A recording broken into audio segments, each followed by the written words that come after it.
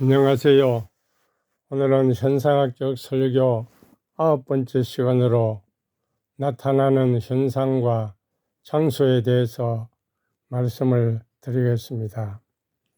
하이데거는 나타나는 것과 그 현상과 나타나는 장소로서의 현상, 이것을 구분해서 둘 사이의 그 관계를 이야기하고 있습니다. 나타나는 것과 나타나는 장소, 이것을 구분함으로써 그 현상을 좀 더 깊이 이해하게 되고 우리의 인식과 함께 그 존재의 본질을 탐구해 나가는 그런 방법이 되겠습니다. 그래서 나타나는 것이란 것은 현상으로서, 보이는 그 현상으로서 우리가 인식할 수 있는 그런 대상을 가리킵니다. 반면에 나타나는 장소라는 것은 나타나는 것이 나타날 수 있게 하는 그 배경, 맥락, 그런 역할을 하는 것을 가리킵니다. 그러니까 나타나는 것은 아직 그 자체로는 아무것도 규정되어 있지 않는 그런 단순한 있는 겁니다. 있음에 속하는 것입니다. 그러나 나타나는 장소는 그 실제로 나타나는 그 공간을 의미하는 것이죠. 아직까지 아무런 규정도 되어 있지 않는 그 상태가 나타나는 장소로 말미암아 그것이 뚜렷하게 이제 드러나게 되는 것입니다. 예를 들어 말씀드리면 비가 내리는 그런 현상을 생각해 보겠습니다. 처음에 그 비는 나타나는 그 현상으로 규정되어 있지 않는 상태입니다. 이 비는 아직까지 내리지 않았고 어떤 장소에 속하지 않고 다른 것과 구별되지도 않고 있지만, 그러나 그 비가 실제로 내리게 되면은 이제 그 비는 나타난 장소인 그 하늘과 지면을 차지하게 됩니다. 이제 우리가 그 비는 하늘에서 내렸는지 땅에서 올라왔는지 그것도 구분할 수가 있습니다. 나타나지 않는 상태에서는 구별되지 않지만 나타나는 장소에 의해서 그 비라는 것이, 그 현상이 이제 식별이 되는 것이죠. 이 현상학 개념을 이제 기독교적으로 이제 적용을 하면은 하나님과 성령과의 관계에 대해서 생각해 볼 수 있겠습니다. 나타나는 현상으로서 하나님과 나타나는 장소로서 성경. 그러니까 하나님은 보이지 않는 존재입니다. 아직까지 나타나 있지 않습니다. 우리가 직접적으로 감각이나 시각적으로 현상으로도 확인할 수 없는 것이죠. 우리가 신앙과 영적인 경험을 통해서 알 수 있는 존재입니다. 성경은 그러나 하나님이 나타나는 구체적인 장소는 볼 수 있지만은 성경에 하나님이 있는 것은 아닙니다. 상징적인 의미에서 장소라고 말을 하는 것이죠. 성경은 하나님의 말씀과 계시를 기록한 문서입니다.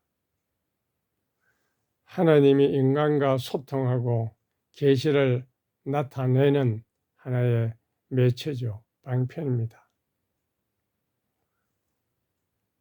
그러나 우리는 이 성경을 통해서 하나님의 존재와 계시를 이해하고 그 뜻을 알 수 있게 되는 것입니다.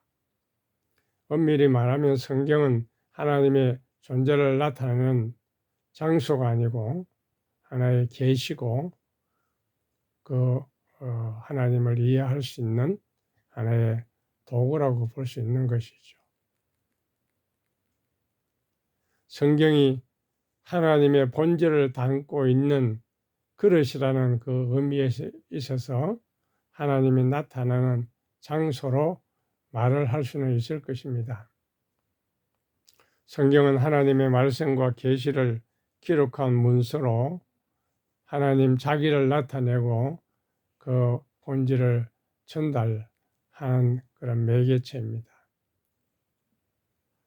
그래서 성경은 하나님의 존재와 본질을 이해하고자 하는 사람에게 하나님의 말씀을 전달하는 매개체로 사용되고 있습니다.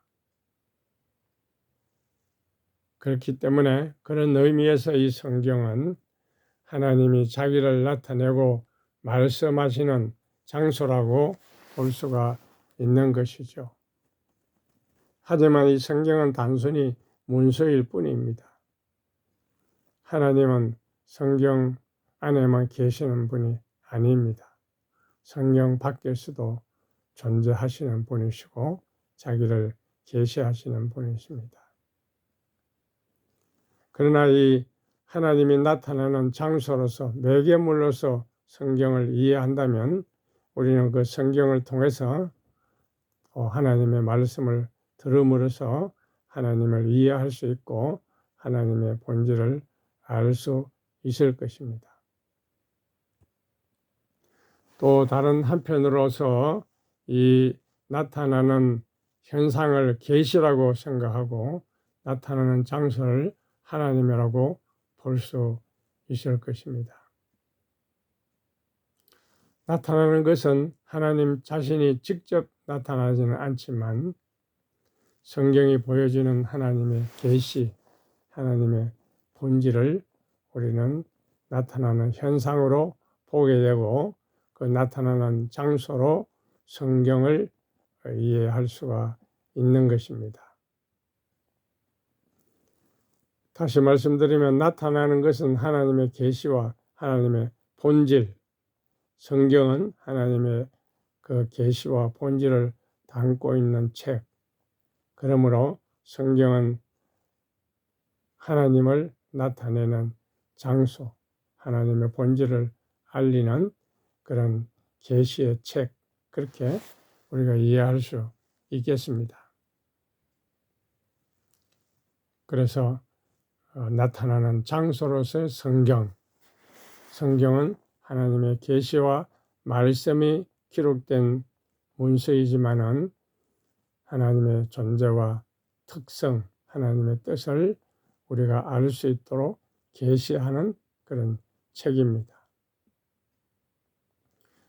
그래서 이 성경은 하나님이 자기를 나타내고 우리와 소통하기 위해서 특별히 주신 그런 계시요 장소라고 할 수 있는 것이죠. 나타나는 것을 하나님의 계시와 본질로 보고 나타나는 그 장소를 성경으로 그렇게 해석하는 것도 가능하리라고 생각이 됩니다. 성경은 하나님의 계시를 통해서 하나님의 본질을 우리에게 알려주시고 또 성경 자체로 하나님을 나타내 주시는 그런 장소로 보는 것이죠. 그래서 우리는 이 성경을 통해서 하나님과의 관계를 더 깊게 이해할 수가 있는 것입니다. 왜냐하면 성경은 하나님의 말씀과 계시를 담고 있는 책이기 때문입니다. 그 안에는 하나님의 특성과 하나님의 사랑과 지혜와 영원한 하나님의 계획이 들어가 있는 것입니다. 하나님의 성품이 있고 하나님의 뜻이 그 안에 있기 때문에 우리는 성경을 통해서 이런 것들을 더 깊이 이해할 수가 있고 또 우리와 하나님과 관계를 맺는데 중요한 역할을 하는 것입니다. 하나님은 성경을 통해서 오늘도 우리와 교통하시죠. 그래서 우리는 성경을 근거로 해서 하나님과의 관계를 더 깊게 이해하고 그 뜻을 알아가며 우리 신앙이 자라갈 수가 있을 것입니다. 또 이 하이데거의 그 현상학 개념에는 본질적 현상과 가시적 현상으로 나누게 됩니다. 본질적 현상과 가시적 현상. 본질적 현상이란 현상의 본질을 가리킵니다. 근본적인 그 특성을 가리킵니다. 그래서 이 본질적 현상이 시간화되어서 가시적 현상으로 나타나는 것입니다. 현재, 과거, 미래 이 시간적 구조 안에서 이제 가시적 현상으로 나타나는 것입니다. 가시적 현상이라는 것은 본질적 현상이 시간화되어서 우리에게 나타나는 것을 가리킵니다. 그래서 이 시간 안에서, 시간 구조 안에서 우리가 직접 그 현상을 경험하거나 인식할 수가 있는 것입니다. 예를 들어서 이 감기와 콧물의 관계를 생각해 봅시다. 이 감기는 본질적 현상입니다. 아직 그 감기가 나타나지 않고 콧물로서 나타납니다. 그 콧물은 가시적인 현상입니다. 그러나 그 감기의 본질은 시간의 흐름에 따라 나타나게 됩니다. 콧물이나 열이나 이런 특징을 가진 현상으로 나타나게 되죠. 그래서 이 콧물에는 이 가시적 현상, 이것을 통해서 우리는 감기라는 본질적 현상을 이해할 수가 있게 되는 것입니다.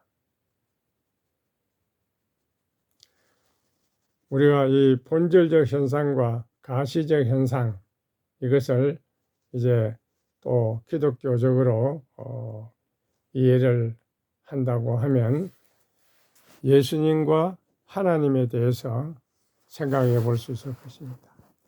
하나님을 본질적 현상이라고 하면 예수님은 역사에 나타난, 시간 속에 나타난 가시적 현상이라 그렇게 볼 수가 있을 것입니다. 하나님은 시간과 공간을 초월한 존재입니다. 순수한 실제입니다. 본질적 현상입니다. 우주의 창조주시고 영원한 실체로 존재하시는 분이시죠. 그래서 하나님의 이 본질은 인간의 한계를 초월하고 이해하기 어렵기 때문에 우리는 종교적인 경험이나 믿음을 통해서 이것을 이해할 수가 있는 것입니다. 반면에 예수님은 신약 성경에 등장하는 역사적 인물로서 가시적 현상으로 나타나신 분이십니다. 예수님은 역사적 인물로 존재하신 분이시고 시간과 공간 안에서 사람들과 만나고 소통하셨습니다. 예수님의 생애와 가르침, 죽음과 부활, 이 모든 것들은 인간의 역사 속에서 일어난 사건으로 기록이 되어 있습니다. 그렇기 때문에 성경에서 하나님은 본질적 현상이요 예수님은 가시적 현상이다, 그렇게 구분해 볼 수가 있는 것이죠. 그래서 이 보이는 예수님을 통해서 보이지 않는 하나님을 우리는 이해할 수가 있게 되는 것입니다. 예수님의 가르침과 그 행한 일들을 통해서 예수님은 하나님의 자비와 사랑과 공의 이런 것들을 우리에게 가르쳐 주셨습니다. 또 예수님은 자신의 행동으로서 하나님의 사랑과 용서의 본질을 가르쳐 주시고 십자가에 죽으시고 부활하셨습니다. 이런 예수님을 통해서 우리는 하나님의 본질을 이해할 수가 있는 것입니다.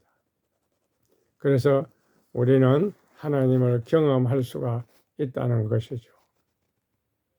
하나님의 존재와 계시가 공간과 시간 안에서 드러나는 그 가시적인 현상인 예수님을 통해서 우리는 하나님을 경험하게 되고 우리는 하나님과 함께 있게 되고 시간의 순간에 공간 안에서 현실 속에서 하나님을 경험할 수가 있다는 말씀입니다. 하나님의 존재와 그 계시는 삶의 경험을 통해서 드러나게 됩니다. 우리가 일상적인 삶을 통해서 하나님의 도움과 또 인도를 경험하며 살아가고 있습니다. 어려운 시기에 하나님 우리에게 위로해 주시고 힘을 주시고 기도에 응답하는 그런 경험을 하게 되는 것입니다. 하나님의 존재와 계시는 또한 시간의 순간에도 일어나는 것입니다. 예수님의 강림과 십자가 부활, 이 역사적인 사건으로서 그 하나님의 존재, 이것은 오늘날에도 복음을 믿는 순간 성령님의 역사를 통해서 우리에게 거듭남의 역사, 변화의 역사를 가져오게 되는 것입니다. 하나님의 존재와 계시는 또한 공간의 현실 속에서도 나타납니다. 예수님이 실제로 이 세상에 오셔서 하나님 나라를 전파하시고 구원 사역을 이루어 주셨습니다. 역사의 시간에 유대 땅이라고 하는 실제적인 장소와 공간에서 실제적으로 일어난 역사적 사실입니다. 오늘날에도 하나님의 존재는 보이지 않지만 선포하는 말씀 가운데 우리가 찬양과 예배드리는 그 공간 안에서 경험될 수가 있는 것입니다. 또한 일상적인 삶을 통해서 어떤 특별한 시간과 순간에 어떤 공간과 현실 속에서 사건 속에서 하나님은 우리와 함께 하시고 우리를 인도하시고 그의 뜻과 계획을 알리시는 그런 분이심을 우리가 믿고 있는 것입니다. 그래서 우리는 믿음과 열정을 가지고 이 하나님의 존재와 계시를 우리는 찾아 나가게 되는 것이죠. 그래서 우리는 이 하나님의 계시 사건, 존재 사건, 이것을 우리는 설교를 통해서도 하나님의 말씀을 듣고 그 믿음으로 그 말씀을 받아들일 때에 하나님과 우리의 관계가 형성되는 그런 존재 체험을 할 수가 있다고 하는 사실입니다. 성경은 하나님의 말씀입니다. 성령으로 믿음으로 그 하나님의 말씀, 그것이 우리의 영적인 눈과 귀가 열리는 그 순간에 우리는 하나님을 경험하게 되고 하나님의 사랑과 은혜를 체험할 수가 있는 것입니다. 예수님을 믿음으로 영접할 때 제사함과 은혜를 잊게 되고 또 우리는 설교를 듣는 그 순간에도 믿음으로 받아들일 때에 하나님을 경험하는 존재 사건, 계시 사건이 일어나고 또 일상적인 삶을 통해서도 하나님과 교제하는 가운데 우리는 개별적으로 하나님의 계시와 인도를 받게 되는 것입니다. 하나님은 초월적인 분이시기 때문에 직접적으로 우리는 하나님을 알아볼 수가 없습니다. 그러나 하나님은 자신을 시간과 공간 속에서 나타나시고 계시하시는 분이십니다. 그러므로 우리는 이 하나님의 존재와 본질을 직접적인 계시로 우리에게 오는 것은 아니지만은 이 이미 주어진 그 계시, 하나님의 말씀을 통해서 그 역사적인 순간에 어떤 특별한 장소에서 우리가 하나님의 말씀을 읽거나 하나님과 교제하는 순간에 또 설교를 듣는 순간에 우리는 그 계시 사건을 경험하게 되고 하나님의 본질을 경험하게 되는 것입니다. 그것이 설교의 목적입니다. 설교 말씀을 믿음으로 받아들이는 자에게 시간과 공간 안에서 하나님을 경험하고 하나님의 임재를 경험하는 그런 놀라운 역사가 일어날 수 있다는 것을 믿습니다. 감사합니다. 오늘은 여기까지 말씀을 드렸습니다.